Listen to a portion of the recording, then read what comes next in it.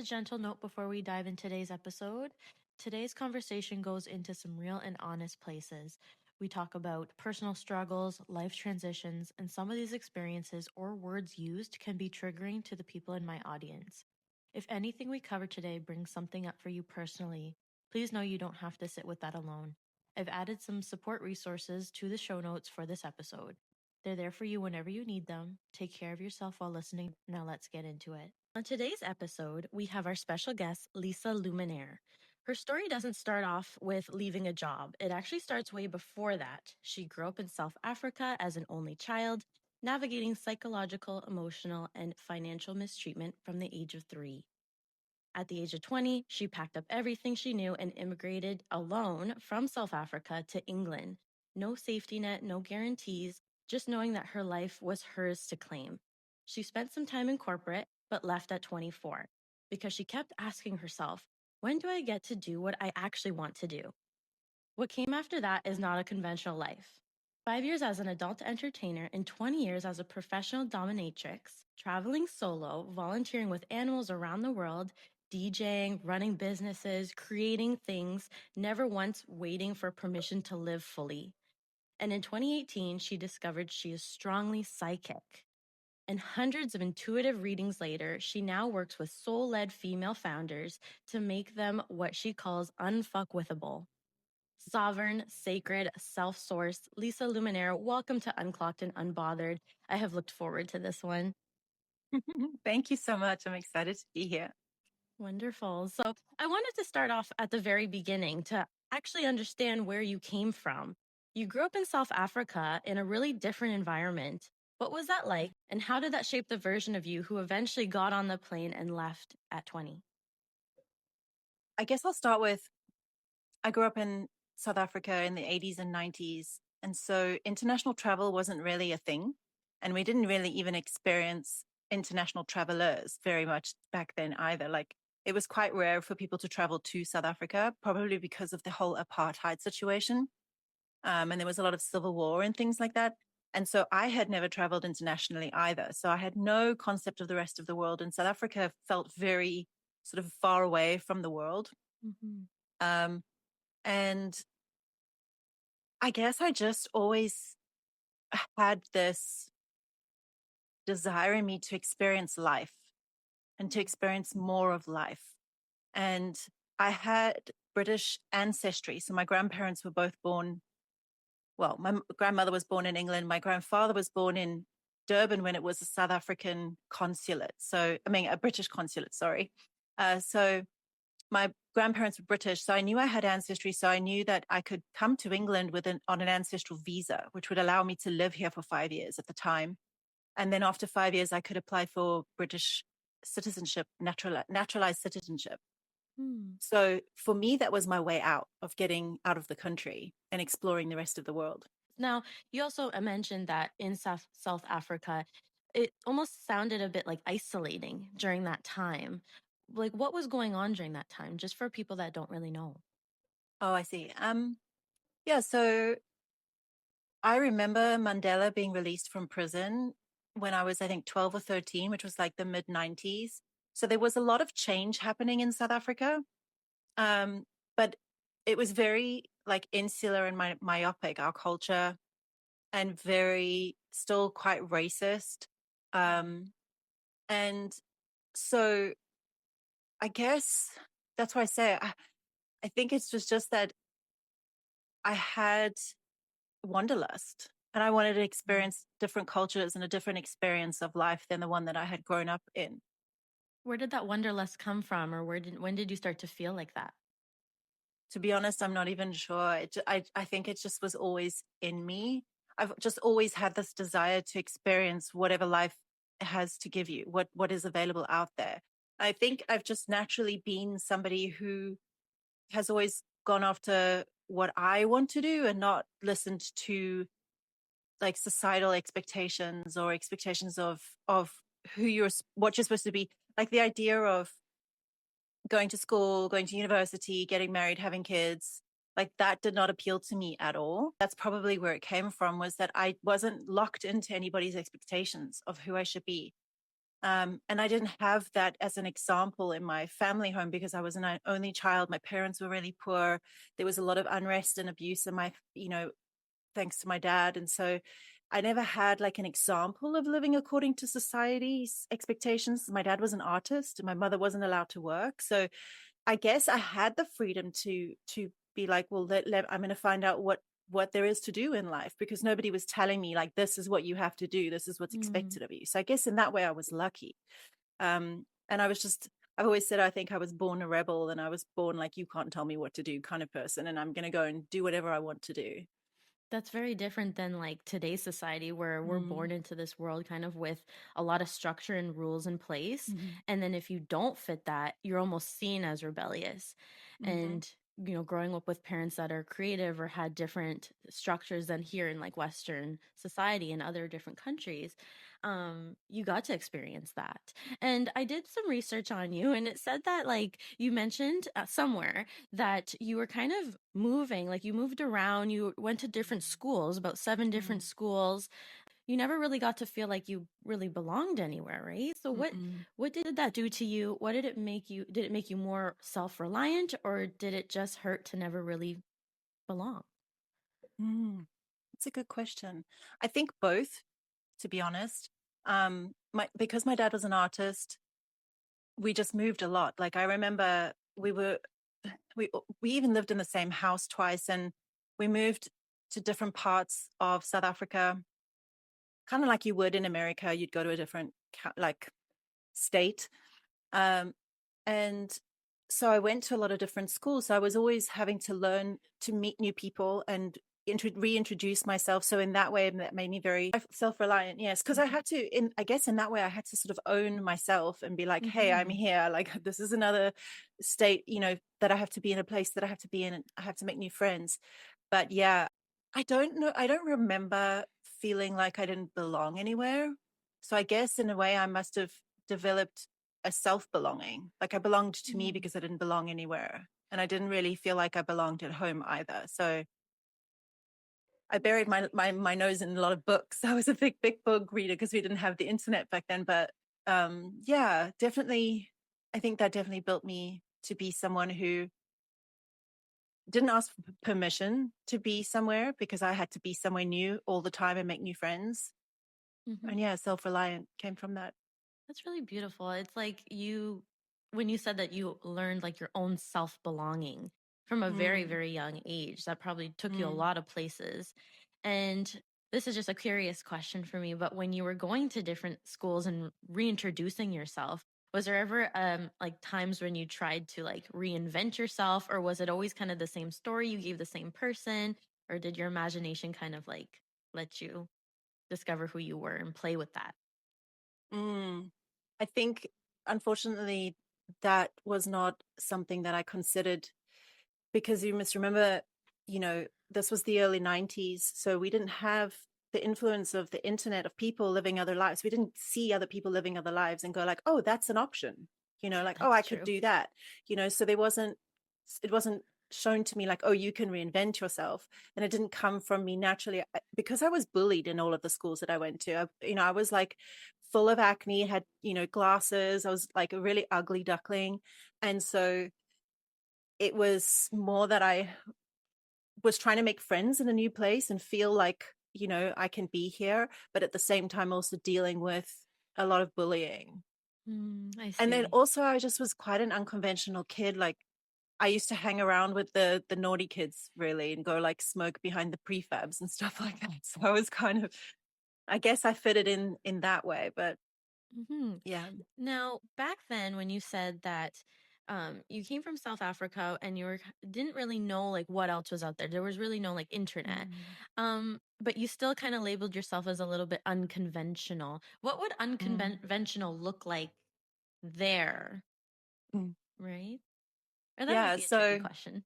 no, I mean, I started raving at 16, like 15, 16. So, like going to raves, warehouse raves, because this was the 90s. So, warehouse raves were huge. Then I was very much into house music, trance music, techno music, dance music. So, like at the age of 16, I was clubbing every weekend and like going to raves. And and I was having an absolute time of my life. And I had made a really amazing group of friends in my like high school, and we just lived for the weekend and we just partied, and I waitressed, and then I would go straight out to a nightclub. And then it was it was kind of like that Lady Gaga quote where she's like, another club, bus. Yeah. And it was like that. It was like rave, nightclub, after party, daytime club, rave. Like it was literally Friday, Saturday, and Sunday. And I would get to school like, oh, the next morning. So in that way, that was kind of what was unconventional for me is when I say like the naughty kids were the kids that were like Mm. partying on the weekends. Yeah, so you felt like not a sense of belonging, but you found friendship. Now, and this was at a very young age too. This was at 16. So, and then you decided to leave at the age of 20. So, kind of take me through Mm. like that kind of age from 16 to 20.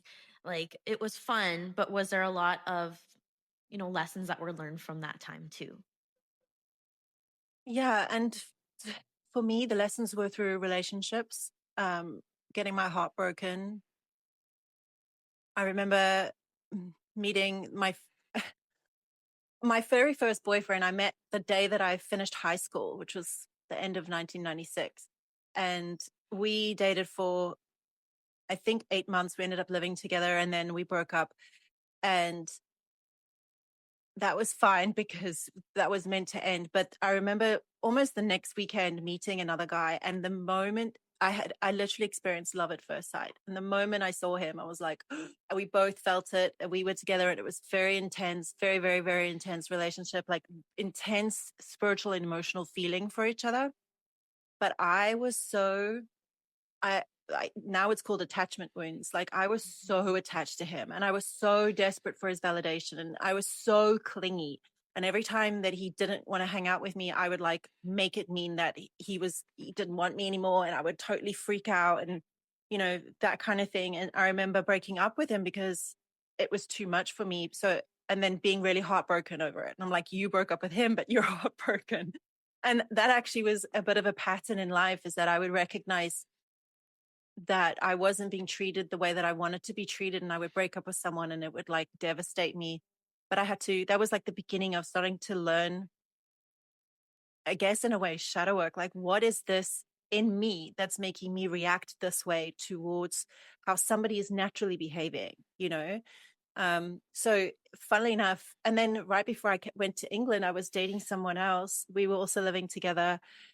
And I don't remember why I had decided I needed to go to England, but I do remember this. I was in love with Janet Jackson, the way that she danced, because she was an incredible choreographer, or whoever choreographed her, but an incredible dancer. And I was into dancing. And I was like a go-go dancer in nightclubs and stuff like that, in the rave clubs and that. And then Britney Spears came out. At that time it was Baby One More Time, and her dancing and choreography was incredible. And I was like, I want to be a backup dancer. Like that was my dream. And so I guess I decided that moving to London would be how I would learn to be a backup dancer and become a backup dancer. And because I had this ability to go to England on an ancestral visa, I would go. And so I remember saying to my boyfriend at the time, like, I'm going to England. And he was devastated and he was heartbroken because we were so in love. We were living together and everything. And I mean, I'm 19. And I was like, I'm sorry, but I have to follow my heart. Like, I know I'm in love with you. And he was gonna come after me. And this has actually happened twice in my life with two separate boyfriends, where I've left the country and they were gonna follow me and then they don't. Mm. But I've always followed my own heart. And I remember one day being really cut up about leaving him. And I heard in my head my own voice, because I'm claircognizant, so it comes through my own voice. But I remember hearing in my head this quote that I've lived by my whole life: friends and lovers pass you by, but you live until you die. And Wow. it was like this beautiful rhyme. And it means like, it doesn't matter who's in your life. Because they can come and go. People can change their minds. People can die. People can move on, whatever. But you will always be with you. So Hmm. it's important to actually make sure that you're living according to what you desire, what you are here to do, what's important to you.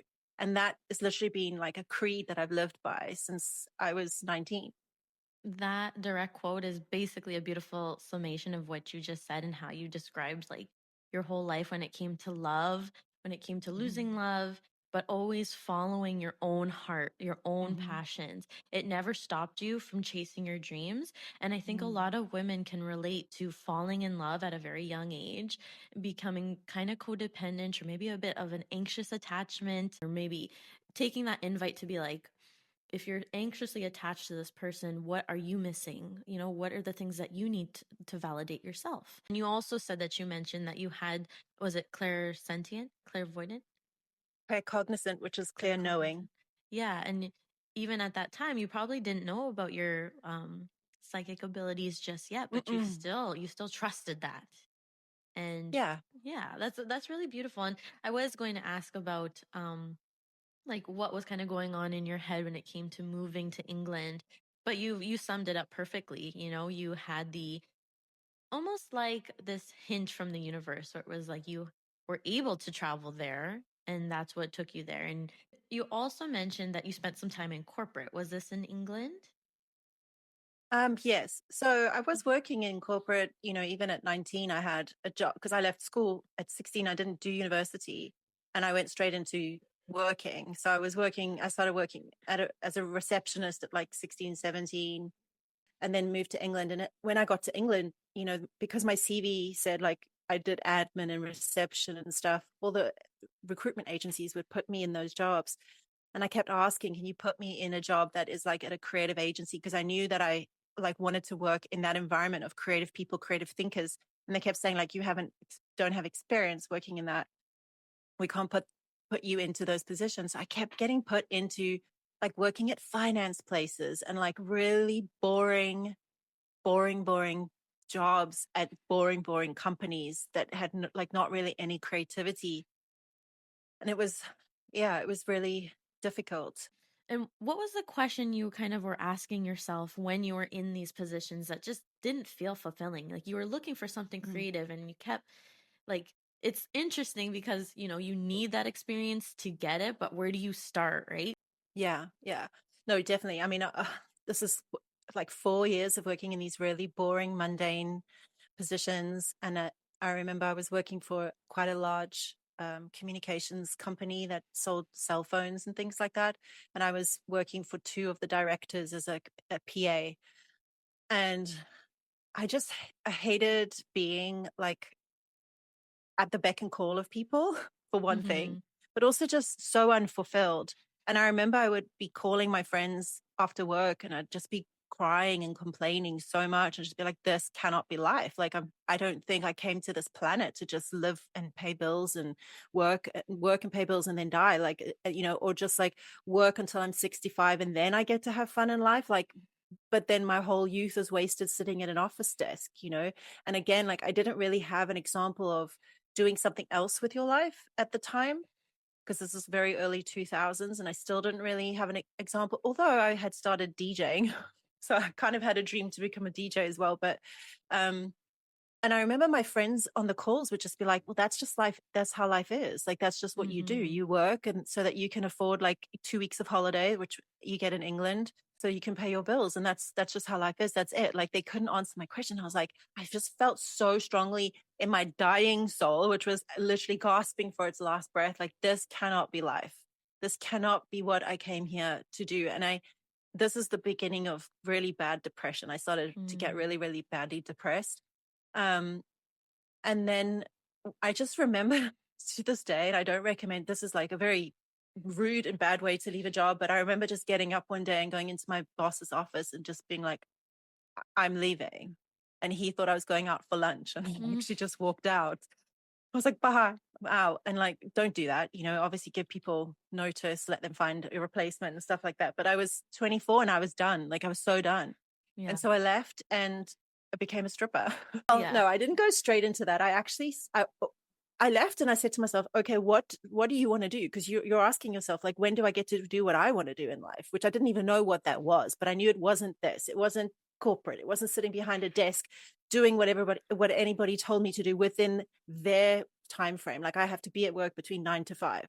Mhm. Like, and then I don't have any, like, no, I didn't come for that, but I don't know what else I want. So I'm going to go find that out. And so I asked myself, well, what do you know how to do? You know how to dance and you know how to be you know how to work with horses, because I grew up around horses, horse riding and horses as well.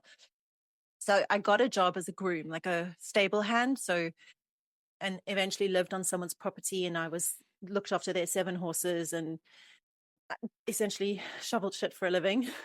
And then I was just like, after a while, I was like, nope, this is not it. It was kind of Mm-hmm. like Goldilocks, what I call Goldilocks syndrome, where I was just trying everything and just being like, nope, this isn't it. This isn't it.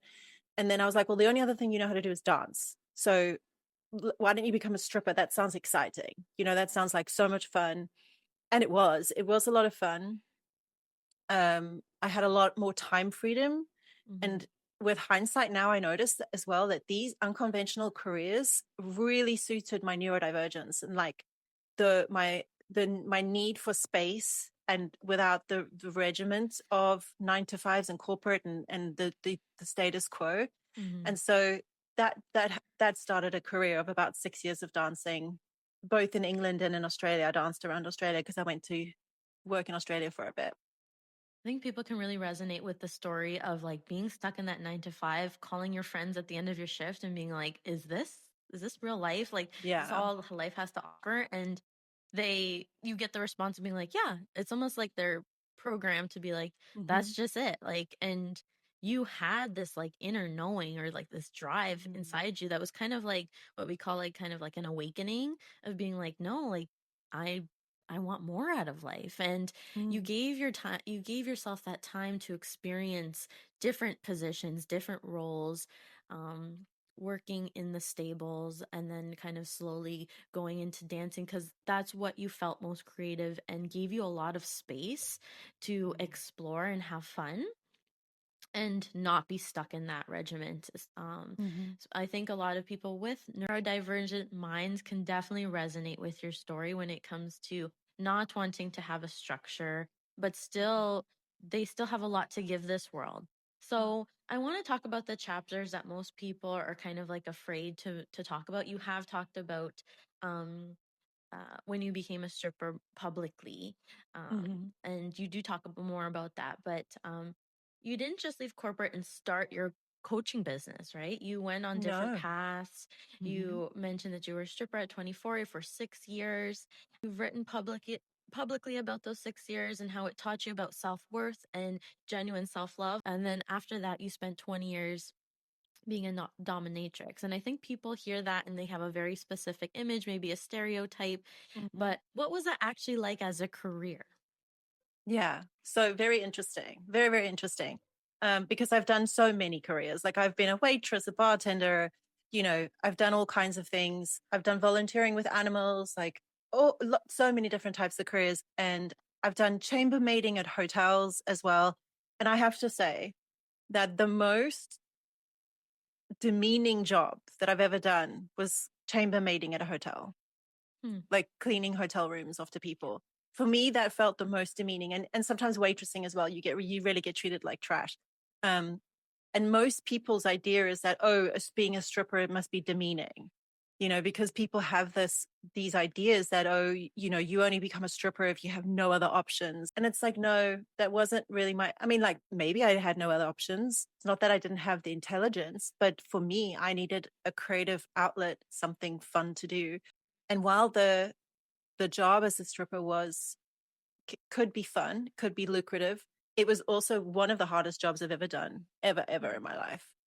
Um, you really are put in such a unique position and situation and place of work that you don't see anywhere else. Like it's so behind closed doors that you have to really learn on the job how it works and how it goes. And you are dealing with men's projections of you all night long, and they're all different. Some resent you, some worship you, some want to like bring you down because maybe some girl was mean to him, so he comes to the strip club so he can be mean to another woman and feel better about himself. Like there's all sorts. And that's why I say, like, I really learned deep self-love and self-preservation and self-validation by dancing completely naked. You really have to be able to own yourself and own what you look like and own your feminine power. And that was probably the first time that I really tapped into true feminine power, as well as dancing on a stage and seeing people look at you and like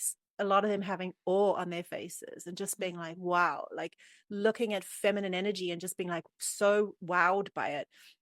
And I could feel it within myself. I could feel that feminine energy and the power it has to really almost hypnotize people and to really, you can get what you want if you know how to wield it. I had to choose who I was. I had to decide who I was and just be like, okay, well, you're not the customer for me or anything like that. And essentially it's just a sales job. You're selling your presence and your attention. Mm. I think a lot of people like don't realize, and just like you said, like doing that job out of all the jobs you had was the most challenging. Like Mm, you still have to use your intelligence. You still have to like learn how to state your boundaries. You need to hold yourself to standards and respect. It's kind of just like a with a working job. You don't just say yes to everything. And you mm-hmm, had to learn that in a very vulnerable state mm-hmm, of like being expressed fully. And what I've learned when it came to like feminine energy and feminine power is it almost sounds like it's like the dark feminine energy where mm-hmm. it's like you have to own that room, you have Yep. to use your seduction and your it's almost like this art and this creative flow that came with dancing. And Mm-hmm, not a lot of people realize that like this kind of work this like this person is still a person. They have their yep. own fears. They're probably like if they're new, they had to learn all of these things by themselves. Mm-hmm, And then coming back to your childhood, how you were bullied, you didn't have the most self-confidence, the best self-confidence that you had. mm-mm, And now you're mm-mm, going and you're throwing yourself into this and it's totally different. It's a totally different environment. And you were also doing other stuff at the same time. You were solo traveling, volunteering, DJing. mm, You were like slowly building your businesses. And it sounds like while everyone else was building one conventional thing, you were mm-hmm. just living multiple lives simultaneously. So what was Yeah. driving that? Yeah, again, that sort of Goldilocks syndrome, just trying things, trying to find that thing that fits, that thing that makes me go, this is it. Like, this is it. This is the thing I came here to do. And I'm 47 and I've only really in the last year fully tapped into this is it. Like it's been coming in and then I mean like I think this is it and then not and then I wasn't ready, but it's finally fully landed this work that I do now because it's based off of my life experience, my lived experience. I've been there. I've reinvented myself a million times. So it's finally here, but up until now, it's been just me trying to find the thing and trying to follow my heart. So, one of the most important things I did was in 2011, I started a blog that was kind of like a hybrid lifestyle and personal development blog. So I would write personal development type posts, things that I had learned in my journey. I think one of my most popular posts was people will treat you like you let them treat you. Mm-hmm. And that was really about like having those standards within yourself and not allowing people to just treat you however you want. So I would write things like that. And then would also write, do posts that were more lifestyle leaning because I remember looking at magazines and just going, none of these magazines appeal to me. They're not talking about anything I'm interested in. I'm interested in tattoos and art and alternative lifestyles and it's just different. All the magazines were just plugging into the same kind of market. And I was like, that's not my market. And I was like, I want to create a magazine, like an online magazine, a blog that speaks to the kind of woman that I am, that is interested in something different. So that's what I was building. And I did that blog for like 6 years as well. At the same time as I was traveling, trying out different careers. I first tried to start a coaching business in 2015, but again, I wasn't ready for it. I had my first client who was a guy who wanted to leave his corporate job and go into being a creative. And I coached him to do that, to leave his corporate job. In fact, he was recommended to me by one of my female blog readers. Mm. And and then I had massive imposter syndrome and I shut my business down right after finishing with him, which I really regret. But I was working with a coach at the time, a business coach, who was teaching me it's like very old paradigm way of marketing now, like to have she was saying to me, like, you've got to have your ideal client avatar. So you got to know like where do they go to the gym? What kind of magazines do they read? La, la, la, all that kind of stuff. And it was so like limiting and regimented that I ran for the hills because I was like, it made me feel like, oh, I can't do this because I didn't fit into that. But there was nobody else saying to me, like, you don't have to do it that way. You can just do whatever you want.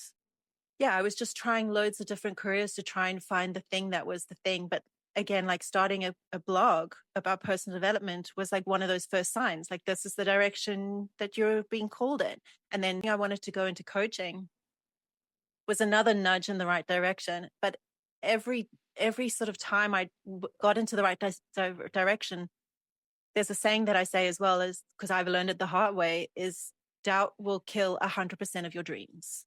So That's I so would true. literally kill everything with my doubt about it, because I still had so much work and healing to do around self-doubt because of the background I've had, made to feel like I'm not good enough, I'm not enough. I've had to work on that all of my life. And it's so ironic that I've done careers like stripping and being a dominatrix where I essentially have to sort of be in my power. And yet at the same time, I'm learning to find that power. So I definitely have learned everything I know by being thrown in the deep end of it Yeah. all. No, that's a really cool like perspective when it comes to two different worlds that you're battling inside alongside imposter syndrome. And you were saying that you were chasing like this is it, right? And you were the whole Mm, time you were kind of looking, but during that time you were gaining those experiences so that you're able to like be able to facilitate your work confidently. And I think your blogging gave you that first little outlet of being able to fully express yourself and not have to um be constructed to this like influence of like, no, this is how you're supposed to do it. It was just like free form writing, and whoever can like resonate with it will resonate with it. There's nothing you had to do more than just be creatively flowing. And then that's what brought you like your first client when it came to your first coaching business, and how you helped him kind of navigate that with your experiences that you had at such a young age. And even then you felt like you had imposter syndrome. So it shows the audience that like you feel this calling, you want to do something, you want to achieve it, you almost feel it, but it's so in the future. And there's so many people, and I still say this, where it's like just go for it. The worst that you mm, can do like is just go back and get a job. The worst you can do is that it fails, you try again. There's no harm mhm. in trying. It didn't stop you from now becoming that coach. Say So something to that. Like, it yes. hasn't been easy. It hasn't been an No. easy journey at all. Most people, and I mean, this is no judgment on most people. I completely get it because I've done it myself. Like, I have tried and failed over and over and over and over and over and over and over again, to the point where I've really battled with depression, suicidal depression, because it's just like it gets to a point where you're like, I have tried and failed hundreds of times. Like, if this is going to be life for the rest of my life, like, I don't want to live it, because for the same reason I left that corporate job at 24 in 2004. It's like I knew I didn't come to this planet to just pay bills and die, to just do whatever's expected of me, to just do, like, not do what feels right for me.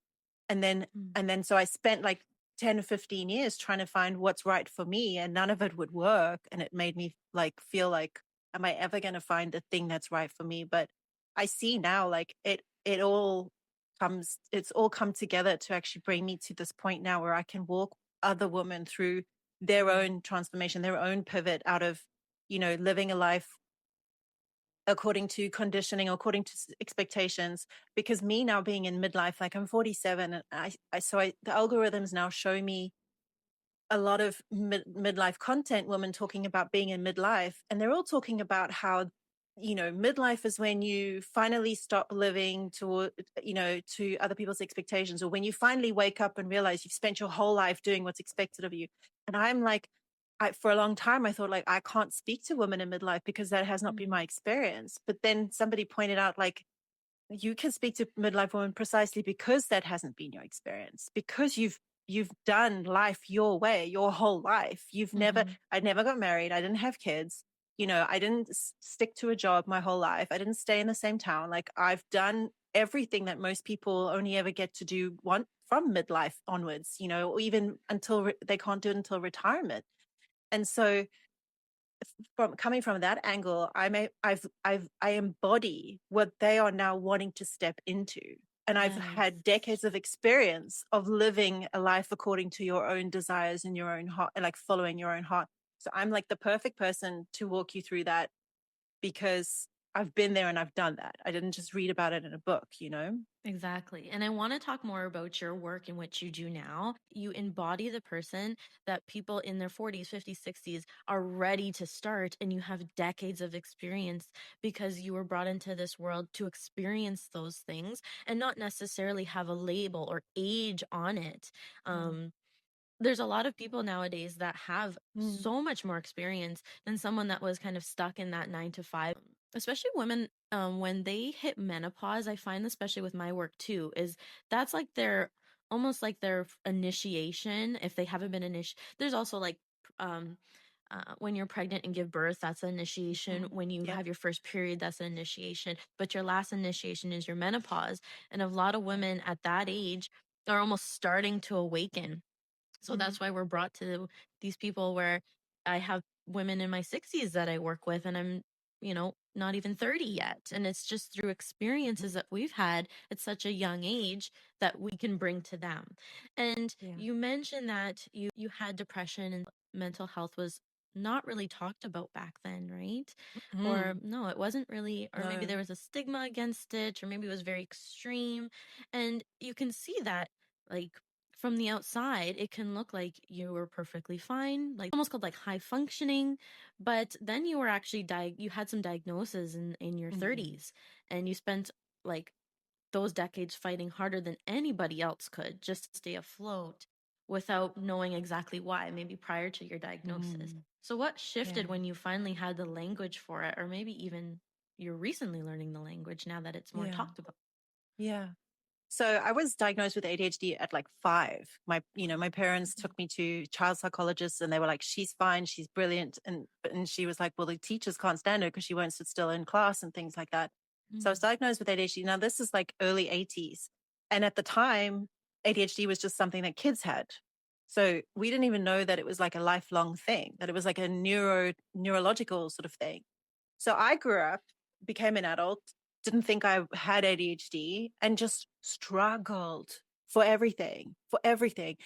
I would do the same thing as other people. I would do it better than they did, and they would have so much more success. And I was like, why is it so hard for me? Why is it so hard for me? And that really caused a lot of depression and anxiety. And so I remember going to the doctor and talking about, saying like, I'm depressed again. And he was chatting to me and he said, do you think maybe you have ADHD? And I was like, well, I was diagnosed as a child. And he was like, yeah, maybe you should get a re-diagnosis.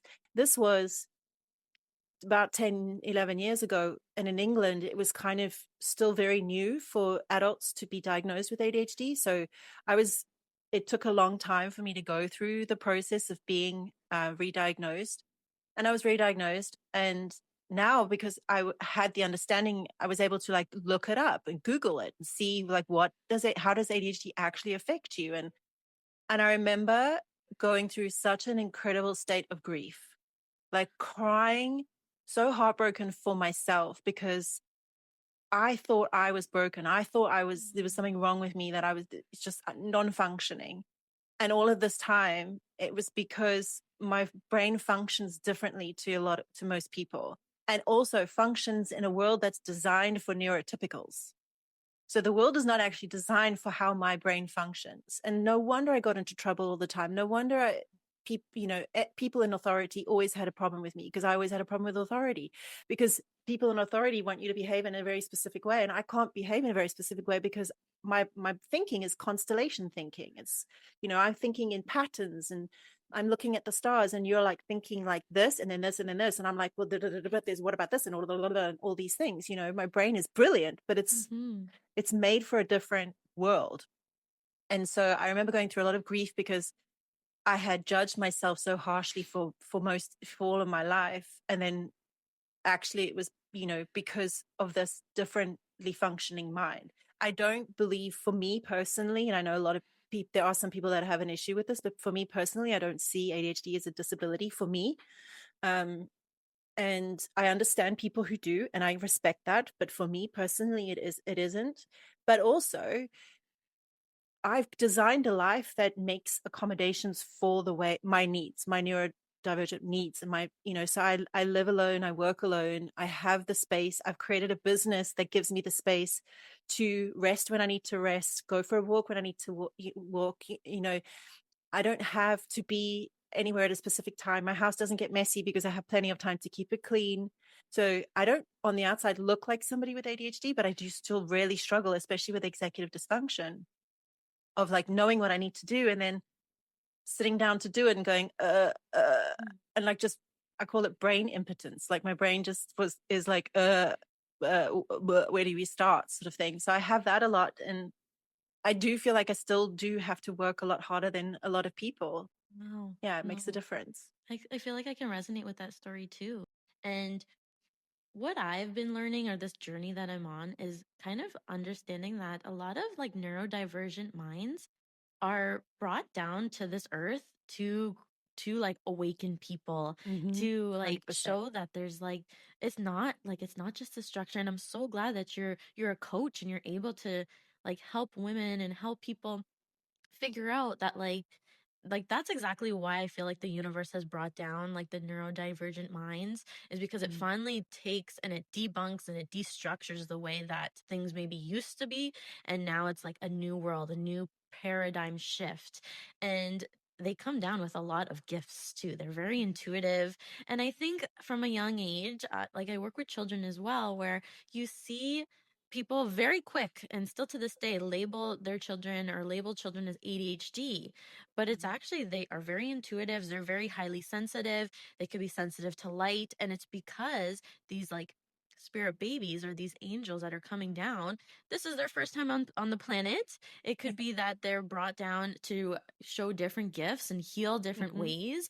And yeah, like a healer that's brought down into the world is not going to work a corporate job. They're here to help other Mm-hmm. humans, or they're here to help animals, or here to help restructure Earth, because we can clearly see that the Earth needs that right now.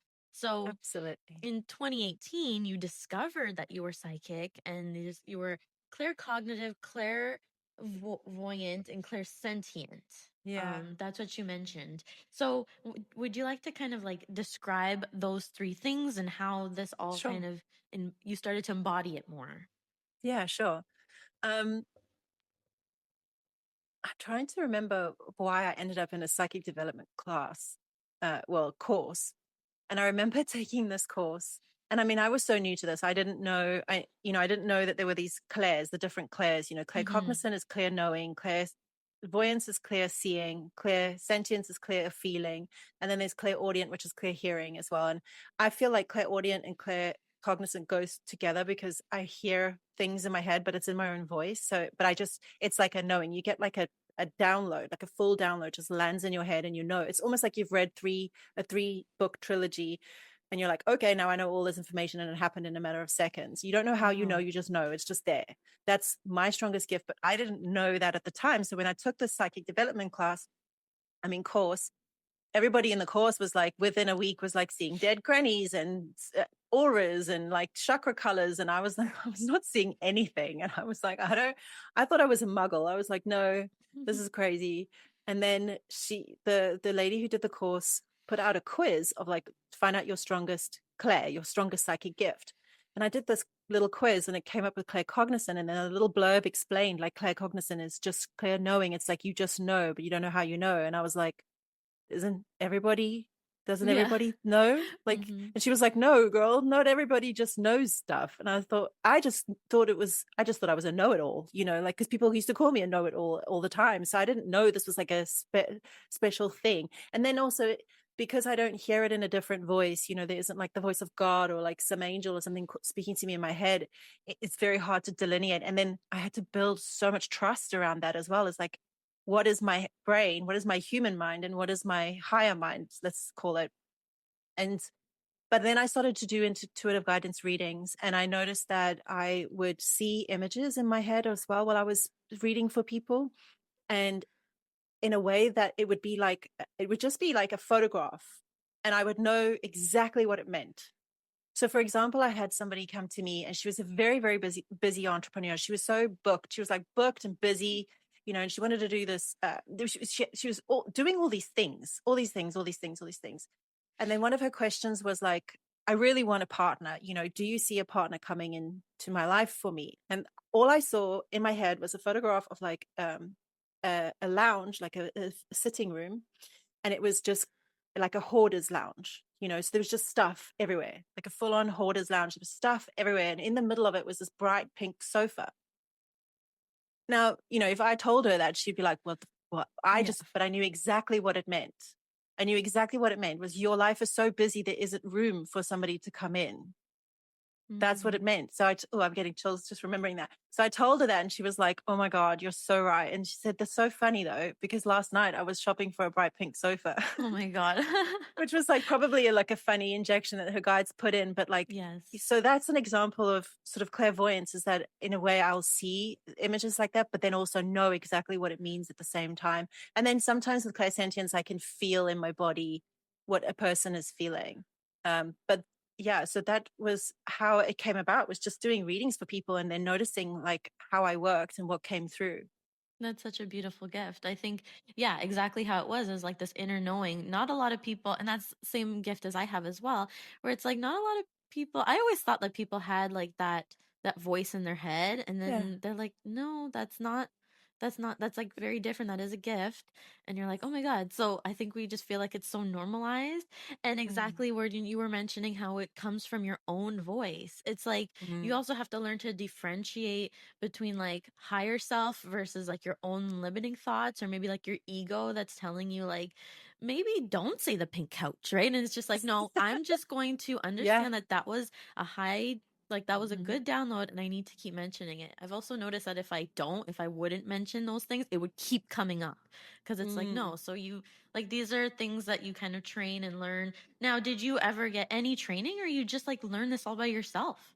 Oh, well, I did that psychic development course, but that was more that it just like made me realize that, oh, this is how a thing that I do. And then yeah, no, I just started doing intuitive. So the training was doing the intuitive guidance readings, just Yeah. learning on the job essentially, and seeing and learning what is available to me. I did take later on, I took an Akashic Records uh, reading course. With the Akashic Records, you can like tap into the sort of soul records of your client.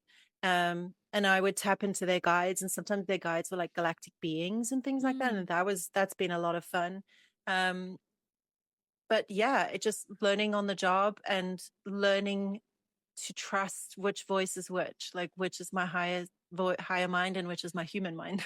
That's very cool. I think it like I don't want to keep talking about my work because I want this to be like your podcast episode, but I Your also work is want so amazing though. thank you so much. Yeah, so it's the same, it's basically the same, but it's like I connect to the potential children that are connected to that person.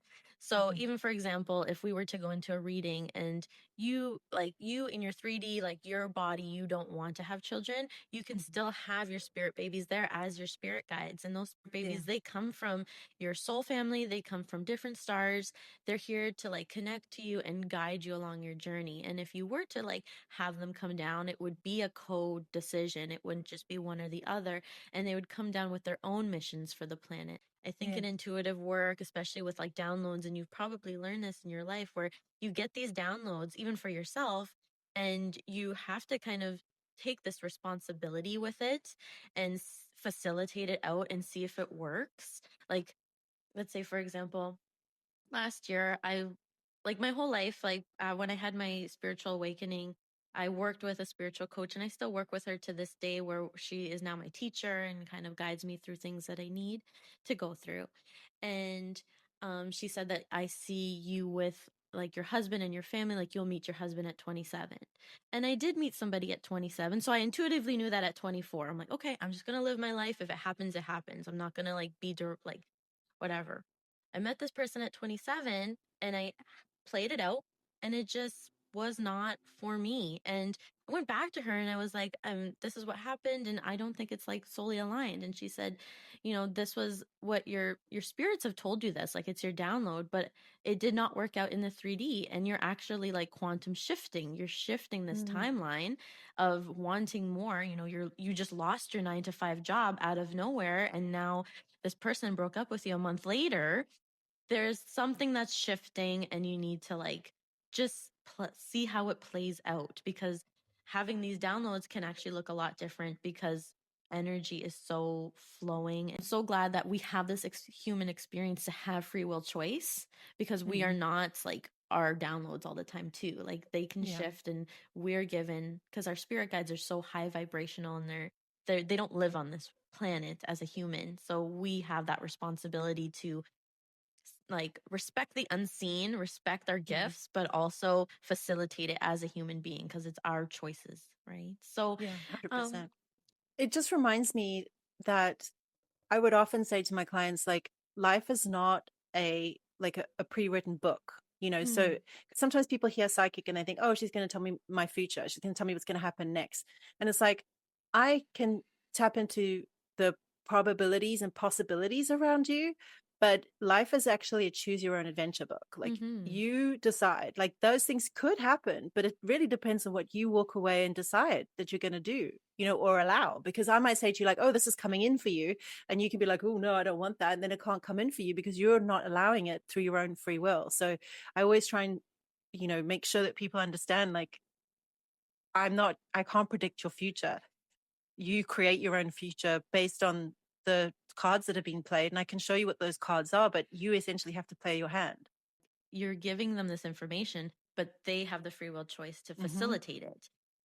You're also, when we tap into, like when people ask, like they're like when it comes to spirit baby work, they're like, when will I have this baby, or when will I meet Mm. the future husband? And it's like, I can see the potentiality. Your Mm. spirit baby will tell you things, but it's ultimately the decisions you make can easily change that. Always for your highest power too. It's not a bad thing. There's no shame around it. There's no bad path. There's millions of paths out there. That's what I see. When I see it, it's like pockets in time, and Mm-hmm. it's different, like timeline shifts. That's what it Yeah. feels like and looks like. Sometimes things can just take longer to get to because, like, maybe your spirit baby or your spirit guide tells you, like, go to the shop because the guide knows, like, your future husband is there at the shop and you're just like, oh, I'm not in the mood, I'm not going to go. And it's like, well, you missed that chance, so now it's going to take longer. But like the psychic you spoke to yesterday said you're going to meet your husband this week. You know what I Mm-hmm. mean? But it's like, well, you Exactly. didn't listen to the guidance that you got because you didn't, so now they have to make a different plan and it's going to take longer. And it's not necessarily that the psychic was wrong, it's that you just didn't act on a, a, another piece of the information from your guides that came through. Because sometimes, a lot of the time, we don't trust it because we're socialized not to trust the voice in our head, you know? 100%. That's so true. It actually reminds me of like sometimes if you like you intuitively know and you try to defy it, or you like try a different way, it will push you to a further timeline. But I Mhm. don't know why this reminded me of like when I was 19, I got married. Like I just like, I listened to my parents. They got married at 16. Right. I chose the same religion. I was very very I don't know, I had low self-esteem. I just wanted to like Mhm. appease my parents. So I got married, and like I felt like it wasn't my calling. Like I kept pushing that voice down, right? I was like, Mhm. no, I should just do it. Like I guess I love him. I don't know what love is. First boyfriend, first everything. Like I Yeah. don't know, but I'll, what, he likes me, like he loves me, like whatever, like I will get married. It was just not a good marriage. A lot of things happened, and by 24, like 5 years later I left. And I would say that I'm vibrating at such a high frequency now that I never see him. Like I was always worried that, oh Mm. my god, I'm going to see him, I'm going to run into him. Yeah. Same with my other two boyfriends that happened like after that. It's like I'm always worried that I'm going to run into them. I don't know why I'm always like that. But it's like when you like vibrate at a different frequency, if you give yourself that permission to be like, I want a different path for myself, you actually will never see them again because you're actually on a different timeline, and it's Yeah. crazy. It's there's a lot of crazy stories like that. You always knew that you had your intuitive gifts. You went straight into like intuitive readings, Akashic records. But when was the realization of building an entire coaching and mentorship practice Mm. around this? How did that transition look like? Yeah. So it's funny. I always had this drive for female empowerment. Like, I just would always see women settling for less, taking crap that they didn't need to take, making choices, that they didn't really want to make, but it was expected of them, things like that. So that was always in me. There was always that sort of drive. And it started with the blog, when I was blogging about stuff. I wanted people, in fact, my uh, subtitle on my blog was Live Life Bold, because it was all about, you can choose to do whatever you want with your life.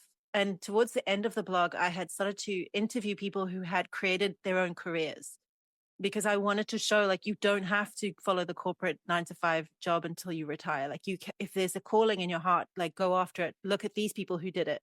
That was what I was trying to do with that. And so that drive was always in me, because so it probably came because my mom was abused alongside me. Like, my mom and I are only 20 years apart. So she had me at 20 in 1979. So, like, she was like fresh out of a convent, when she met my dad. Mm. My dad was already married with 2 kids. He had and divorced. Like, he was 17 years older than my mom. So my mom was so naive, and she knew nothing. And they were very much into the church, and the church was like, love your husband no matter what. So, and she would go to the church and say, like, he's abusive and all that. And they said, just pray for him. So my mom didn't have a backbone. My mom blames herself, and I have to teach her now, like, mom, you did the best you knew how to do, and sometimes we don't know shit, and, like, I can't hold that against you. You were 20, 25 at the time, when they divorced. She was so young and knew nothing, because, like, I'm old enough now to look back, and I was like, I was an idiot. I was such a dumbass at 20, 21, 22. I can't imagine trying to raise a child at the same time, and you don't know nothing about life. And, she didn't have any street cred, like street awareness, because she came from a convent. I guess I always had that in me. And so I've always had this drive to, like, tell women, like, you deserve more. You are so much more than what you've been conditioned to believe. You are worth so much more. You deserve so much more. You are capable of so much more. You are incredibly powerful, whether you give birth and have a child or not. Like, you are so incredibly powerful. I mean, women who give birth and raise kids, like, they're like, to me, they're just like incredibly powerful, because to me, it's like, I can't imagine having to deal with another person in my space 24/7 that needs me all the time. I would go mad. I would lose my mind, but obviously I don't judge you for it, but I don't, that's not a choice for me. But so I am, it makes me so angry, and it breaks my heart when I see women settling for less than they are worth, that they deserve, that they are capable of, that they can have, from life, from love, from business, from anything. you know, I was thinking about this the other day. Every single girlfriend whenever I met a girl, like, made a new friend, female friend, she was always dating a really crappy guy that just treated her badly, didn't respect her, didn't take her seriously, took her for granted, and was draining the life out of her. And within months, she would break up with him and move on to another, like, a much better guy. Like, she'd break up with that guy, and she would just blossom within months of being friends with me, because my influence is like, girl, don't, like, why are you putting up with that? Like, like, just the way that I would speak, and also carry myself, like, I have a resonance within myself of this sovereignty. This is what I base my methodology of, is the sovereign, sacred, self-sourced woman. Have that resonance of, like, I deserve what I decide I deserve. I am who I decide I am, and I cherish myself, and I validate myself. And because I cherish and validate myself, I protect myself, and I protect my standards. So I won't put up with being treated like that. I won't put up with being spoken to like that and being disrespected. And so being that kind of person is an influence to the women in my life. And they've all gone on to date, like, incredible men who practically worship the ground they walk on. And I think that also comes from my 20 years as a dominatrix, of having, men literally in the actual literal sense, not the figurative sense, worship the ground I walk on, and learning that sort of empowerment as well, of like, this is what you can have. There are men out there who absolutely love to serve you, absolutely they live to make your life easier. Those men exist, but they will never exist for you unless you decide you are worthy of that. Unless you Mm. step into the goddess and the queen that you are, that you can be, that's available for you, unless you choose your certain standards, those men will never come into your life and treat you the way that you are dreaming of being treated by a man, because you have to first decide within yourself, like, I'm available for that, and I will not put up with anything less than that. And that's what my work like lands on, because it's literally just been my experience in life is that I don't allow women in my life to put up with shitty men. And if they honestly, one of my oldest, longest friends, she and I broke up after like 15 years of friendship because she kept dating shitty guys over and over again. No matter what I said to her, she just like did not want to learn that she deserved better.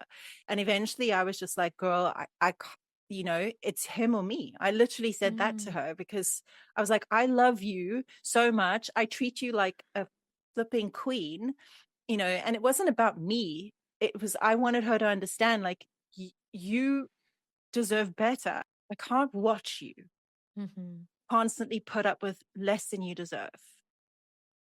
Like It's it was hard on me because I kept wanting to fix and fix and fix and fix her. And I had to learn that some people are on their own journey and they have to learn the hard way. Like you can 100. lead a horse to water, but you can't make it drink. And that was the situation with her. We're friends again now, but we broke up for 2 years. We didn't speak for 2 years. We lived in the same town. Wow.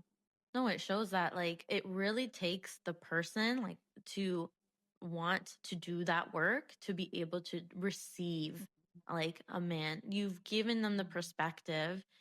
You know, you've had women that met you and a week later they'd break up with their boyfriend because they Mm-hmm. know their worth. And then you have friends that are a 15-year-old relationship and you had to walk Mm-hmm. away from it because you just couldn't see how she was like being mistreated, and that gave her like, I think you guys needed to go through that, and hopefully like she was able to come out on a better side of things, but you had to kind of lay down that boundary that if your best friend has to leave even though she's treating you like a queen and you Mm-hmm. still can't see that worth, then you do Yeah. have to kind of part ways for a little bit. I'm glad that you guys are back and being friends and Yeah.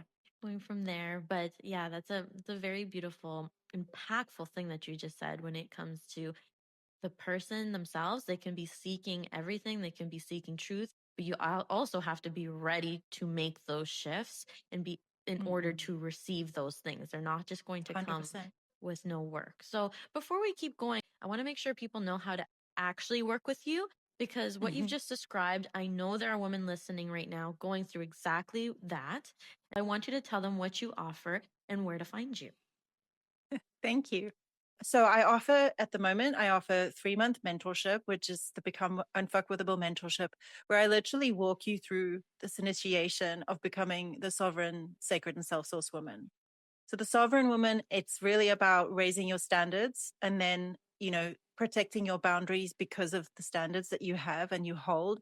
It's really about choosing yourself. And it's very much based in like the dark feminine archetype of like, this is what I deserve. This is what I choose. This is what I decide about myself. And I protect all of that. And that segues really nicely into the sacred part of my work, which is cherishing yourself and dismantling the shame that you carry. Because a lot of the time, especially with women, we carry shame, and shame is actually not ours. Like it's been imposed on us. People have told us what we should be shamed about, what we should feel shameful of. And like for me, I've had these sex work careers and people expect me to feel shame about them. And I'm like, why? I've done the work around that. I don't feel any shame around that because look what it's facilitated me to become and then support women through. And also because of that, there I hold no judgment about for anyone, because like who am I to judge?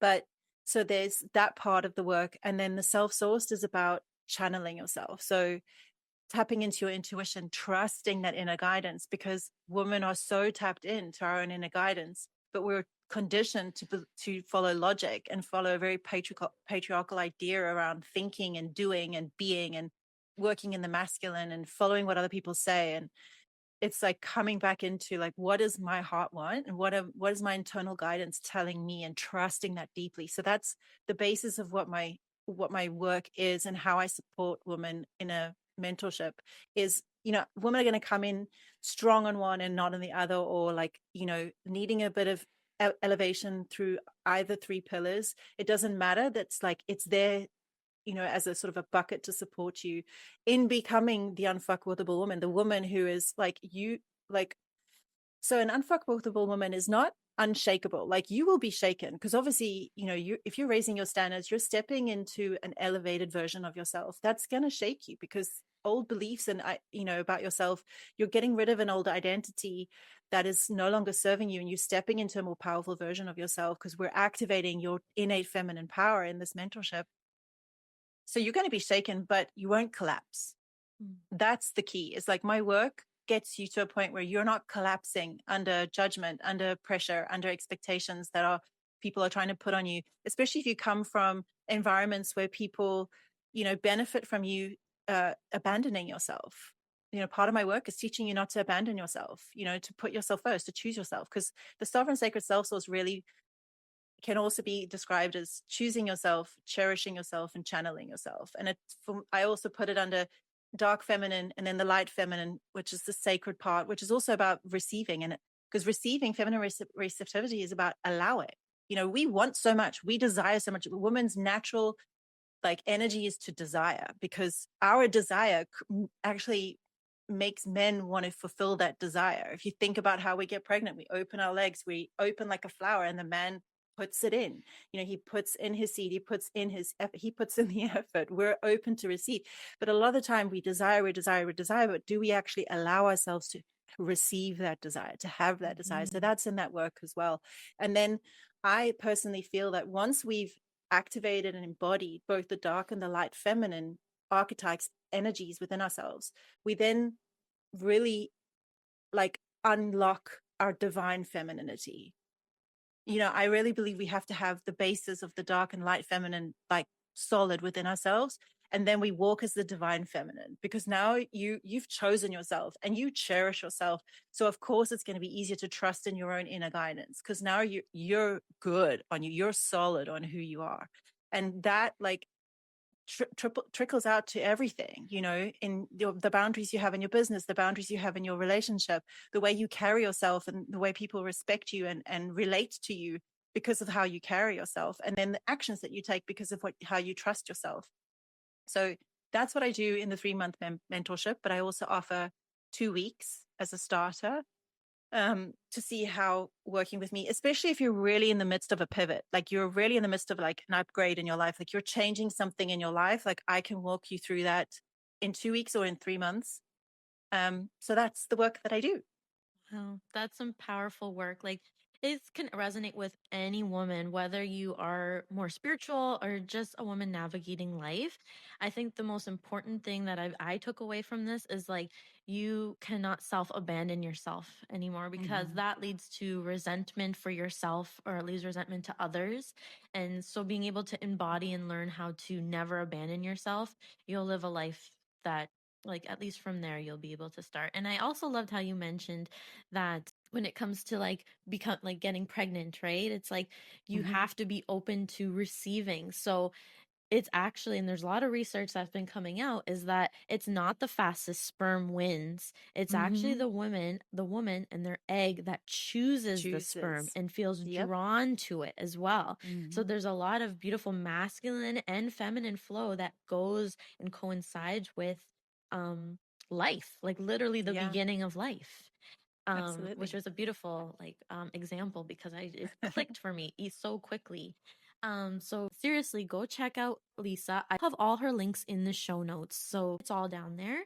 Thank And you. so before we wrap up, I want to spend some time here, because I think you've lived more lives than most people allow themselves to even imagine, right? Yeah. And I'm curious what's underneath all that. Who is the Lisa right now? And not what she does, but who you are. I am a goddess, but in every goddess there lives a gremlin. And I often say this to men, men, you all want a goddess, but you have to be able to handle the gremlin that lives within, because every woman has a gremlin within her goddess. We can be that amazing, wonderful, luscious, receptive goddess, but we also, there's a gremlin in every woman, that one that's looks like a box troll with the hair all greasy and stuff like that. So I take it all in stride. But yeah, I'm who am I under what I do? It's difficult because I don't really separate what I do from who I am. My work is who I am. This is my life's work. I always say I don't have a business. This is my life's work. This is what I came here to do. And and it's what I think about every day. That's all I'm ever thinking about is how can I make it better? How can I reach the people who would be best served by me? Um, what can I say today that's going to reach the people who need to hear it? So my work is really who I am. But apart from that, I am a cat mom to two black boy cats. I still love dance music. I don't DJ anymore, unfortunately, but I did for a little bit on Twitch. That was fun. Um, yeah, and I like to nap. It just sounds like you're fully embodying what you do in your life purpose and you're able to facilitate that to others. That's beautiful. You also mentioned that, like, that little gremlin inside. Sometimes Mhm, women should not be shamed for that little gremlin. I think it's like mhm.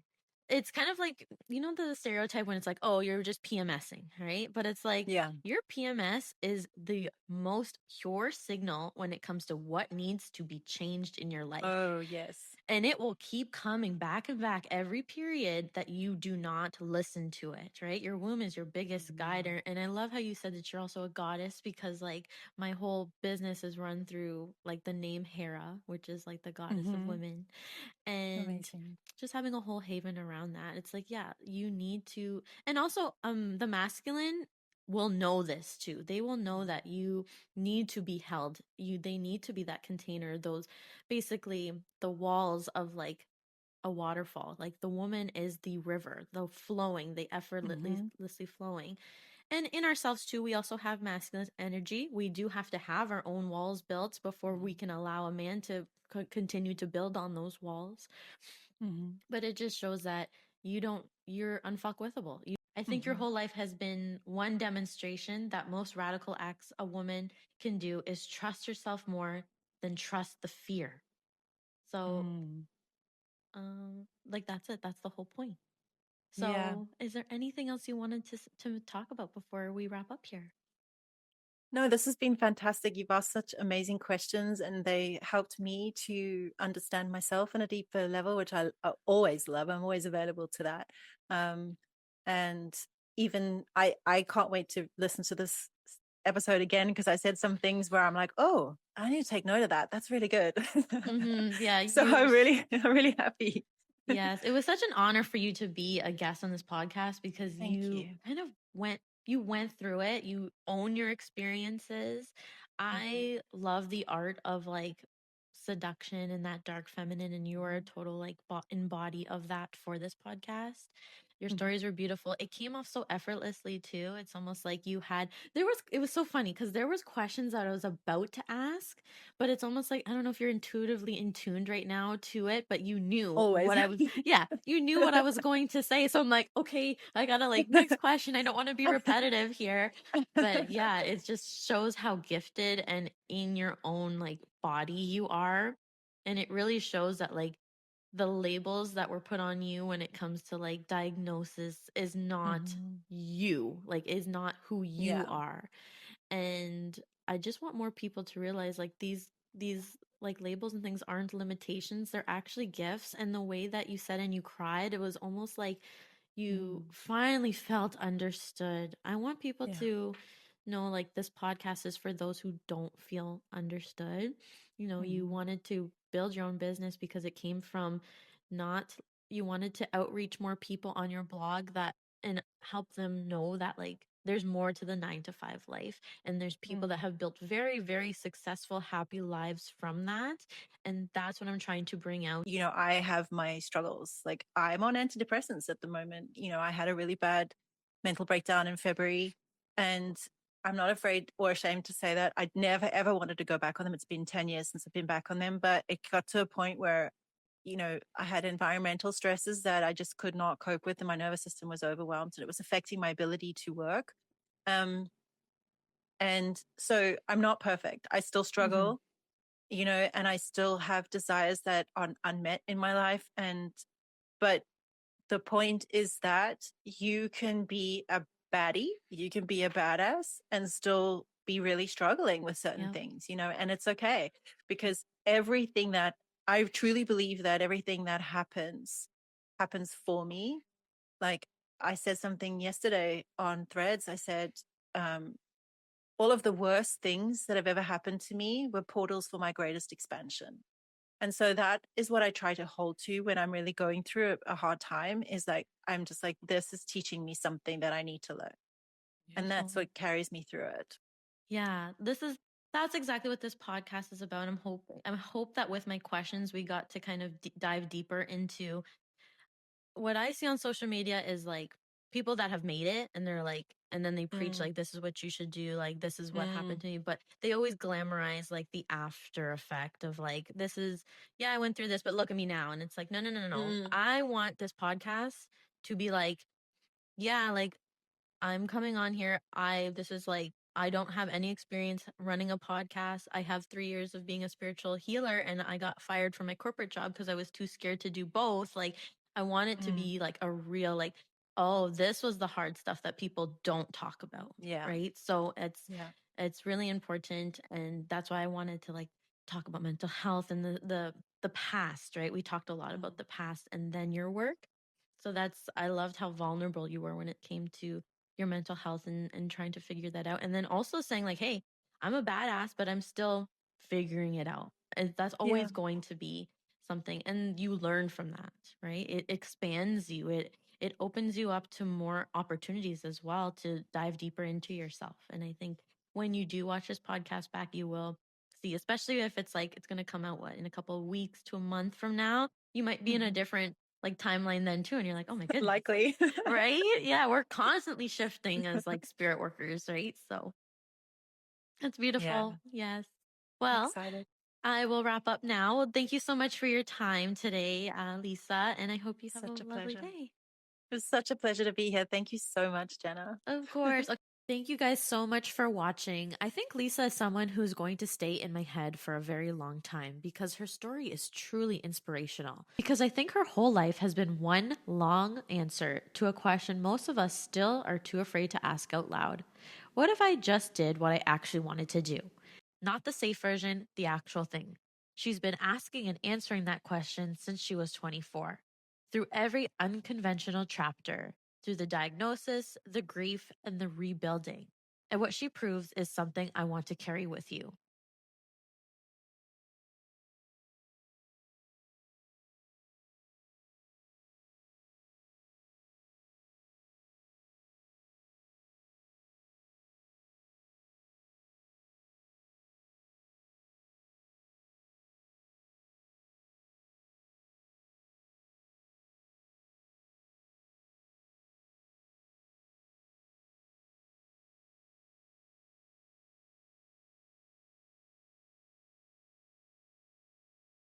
The life that's actually yours doesn't look like the one you were handed a blueprint for. And choosing it isn't reckless. It's the most responsible thing you can do for yourself and everyone around you. You can find Lisa in all the links below in the show notes, and I'll see you in the next one. Stay unclocked.